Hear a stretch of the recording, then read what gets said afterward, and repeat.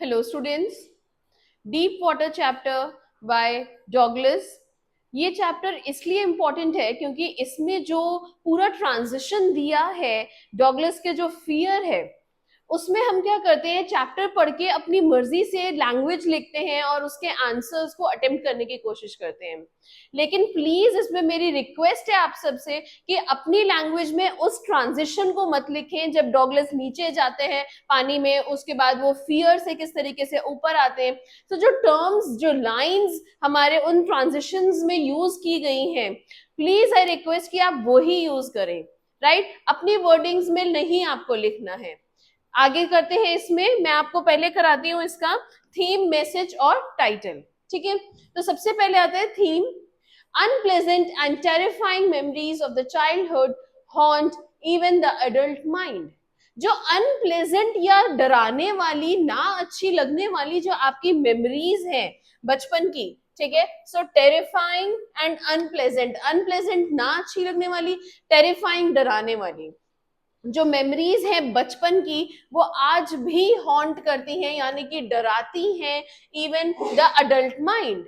जो बड़े माइंड्स हैं, यानी कि जो बड़े लोग हैं, उनको भी हॉन्ट करती है। The shadows of these frightening experiences, उनकी जो शैडोज हैं, ये जो डरावने एक्सपीरियंसेस हैं, वो उनकी जो झलक है, वो कहीं ना कहीं बार बार आपको आती है। They continue to learn and rob the individual of all the confidence. वो क्या खत्म कर देती है? रॉब मतलब चुरा लेती है, इंसान, इंडिविजुअल का सारा कॉन्फिडेंस खत्म कर देती है। One is unable to wriggle out of the clutches of fear। एक इंसान इसके जो क्लच मतलब उसका जो बंधन है, जो उसका चंगुल है, उससे बाहर नहीं आ पाता है। ठीक है, टिल, कब तक नहीं आ पाता है? Till the planned efforts are made to get over, या जब तक आप एक प्लान्ड एक्शन न लें उससे बाहर निकलने के लिए। राइट, अगर आपको ड्राइविंग सीखने में डर लगता है, ठीक है, लेकिन आप वो डर अब कैसे जाएगा?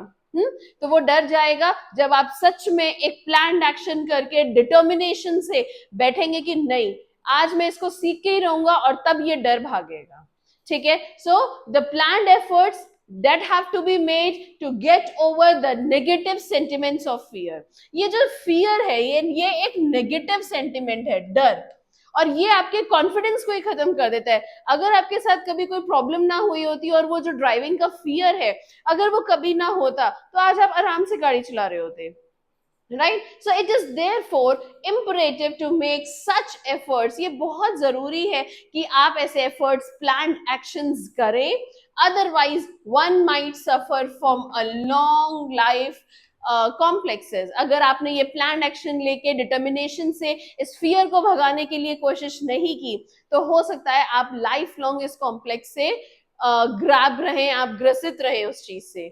राइट, तो the sub theme inspires to learn from one's mistakes. एक और इसकी एक छोटी थीम है कि हमें अपनी गलतियों से सीखना चाहिए और अपने एक्सपीरियंस से सीखना चाहिए। Misadventures are never intended. Misadventure कभी भी कोई जानबूझ के नहीं करता है। ठीक है, जैसे यहाँ पे डॉगलस को जब धक्का दिया गया, तो वो जो बच्चा था उसने कभी नहीं सोचा था कि इसके साथ लाइफ थ्रेटनिंग इंसिडेंट हो जाएगा। ठीक है, बट इसी तरीके से जो भी आपके मिस एडवेंचर्स होते हैं, वो इंटेंडेड नहीं होते, आप कभी चाहते नहीं हो कि ऐसा हो। Right, but an analysis of the same helps to draw a very helpful principle।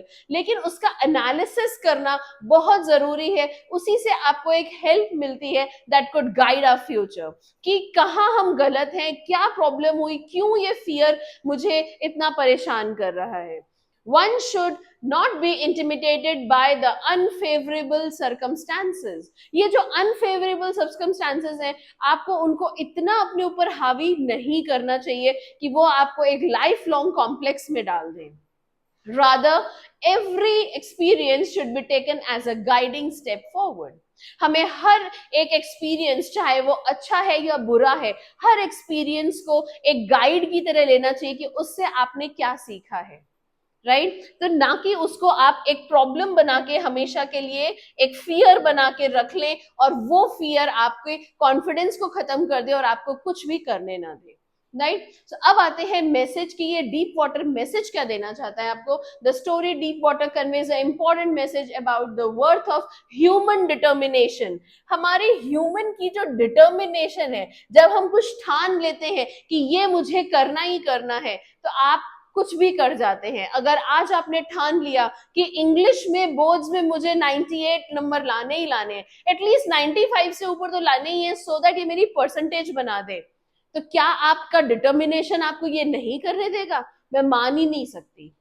जो जो स्टूडेंट्स आज कमेंट करिए कि किसको कितने मार्क्स चाहिए बोर्ड्स में, अगर आप मेरे को बताएं और उसके हिसाब से अगर हम एफर्ट्स डालने शुरू करें, आज ही बैठिए, मार्क्स लिखिए और एक प्लान बनाइए।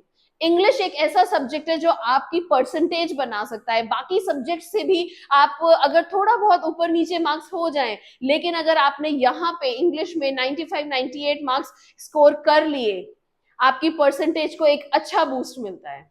And it is easy. मैं सारे चैप्टर्स के एक्सप्लेनेशंस डाल रही हूँ, सारे आपको इंपॉर्टेंट क्वेश्चन आंसर्स दे रही हूँ, उनको कैसे आंसर करना है वो भी बता रही हूँ। राइट बस मेरी बात मानते जाइए एंड डेफिनेटली 95 और 98 स्कोर करना कोई मुश्किल बात नहीं होगी।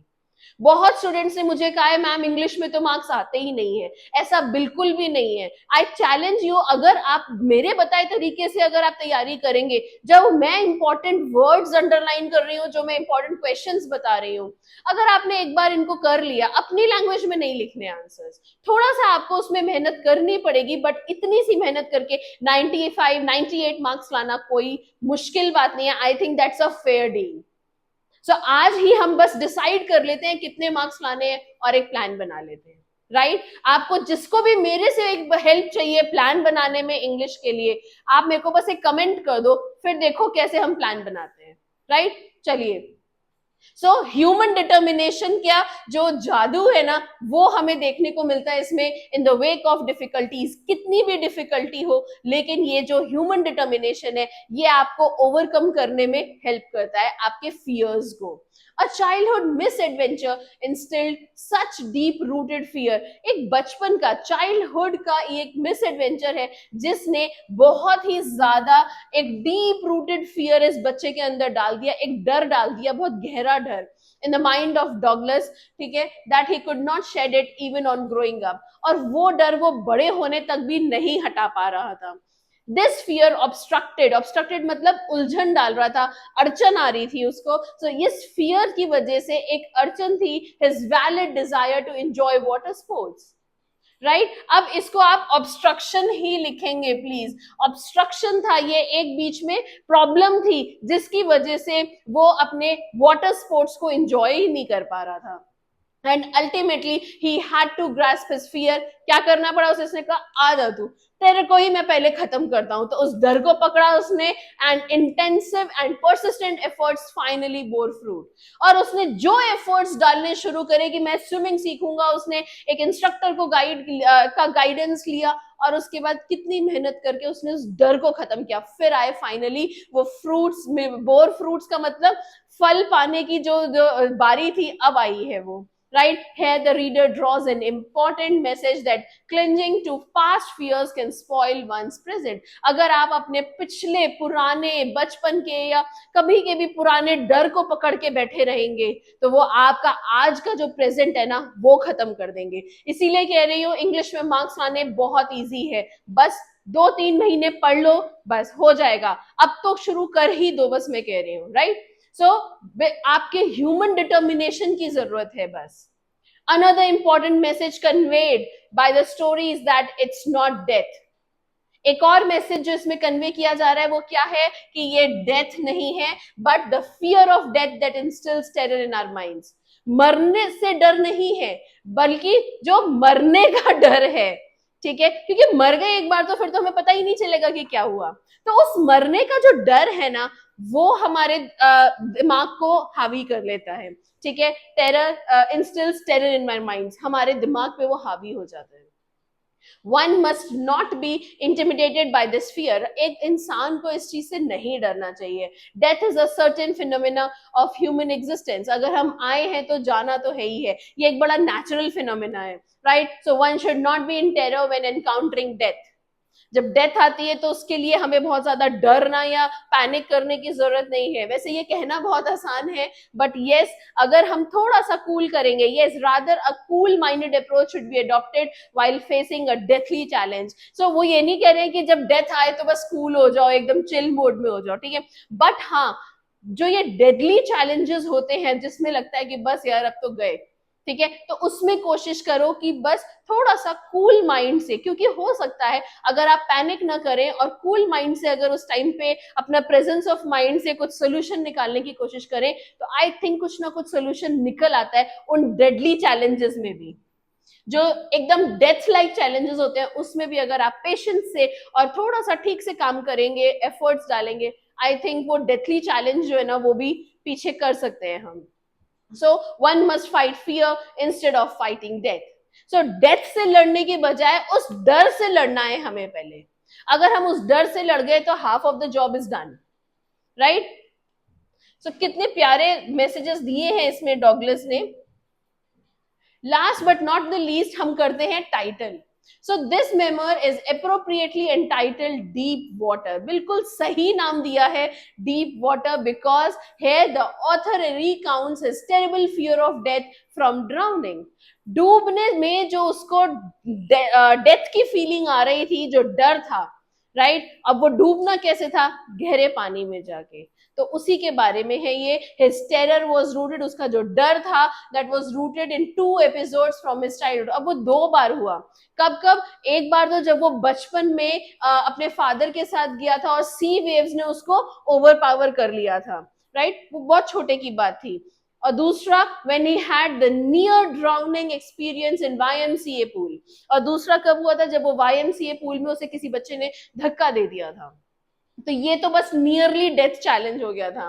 Both these miss adventures set a deep rooted terror. अब इन दोनों इंस्टेंसेस ने मिलकर उनको एक गहरा कह लो आप डर बिठा दिया था हमेशा के लिए, जो वो बड़े होने तक भी नहीं खत्म हो पा रहा था।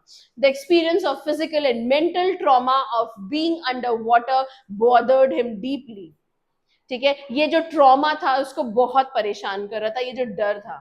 However, the title does not refer merely to the water in the pool and the river, but has a greater symbolic significance as well।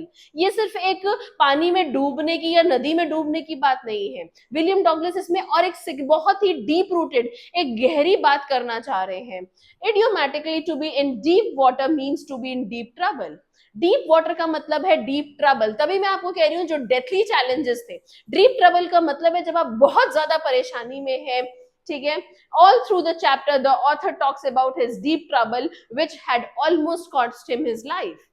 पूरे चैप्टर में वो अपनी वही पूरी जर्नी बता रहे हैं कि कितना डीप वाटर था और उन्होंने कैसे उसको स्ट्रगल किया। सो बेसिकली वो आपको ये बताना चाह रहे हैं कि Douglas was in deathly challenge, कितना मुश्किल चैलेंज था वो लाइफ में। और हम सबकी लाइफ में सूनर और लेटर ये एक टाइम आता है when we face such deathly challenges, right? Thus the title conveys symbolically the degree of trouble that plagued Douglas for years।